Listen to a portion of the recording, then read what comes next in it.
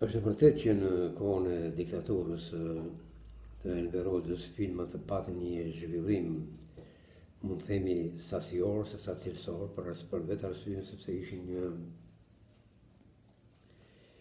një indoktrinim që depërtonte nëpërmjet filtrave të quajtur artistik në stomakun e mjaft të uritur të shqiptarit, i cili ishte izoluar nga bota artistike perëndimore, me përjashtim të disa filmave lindor, të cilët konsideroheshin të parezikshëm sepse në thelb të tyre ishte revolucionit komuniste. Kjo gjë, megjithse kjo gjë kufizonte krijuesit e regjisorët e filmit dhe stafin e tyre krijues për të përdorur fantazinë, imagjinatën dhe ishin brenda një burgu telash skematik, i cili nuk i lejonte të depërtonte më tej, pra në një burg të vogël artistik, i cili ishte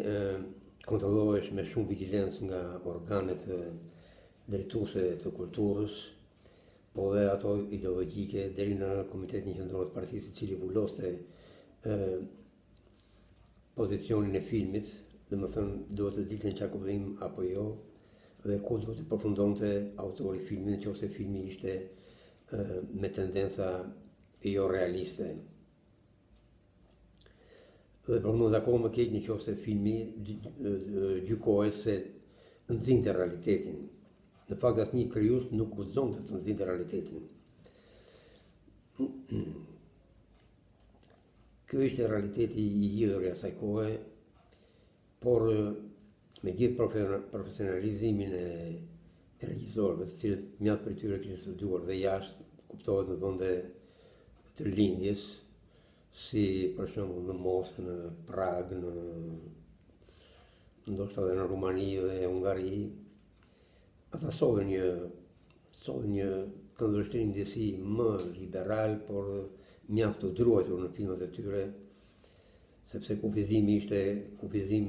me tela me gjëmba për të gjithë. Brenda këtij burgu artistik, siç e thamë më lart, nuk mund të depërtoje dhe të priste telat as me pincat e fantazisë, sepse gjykimi ishte mjaft i ashpër.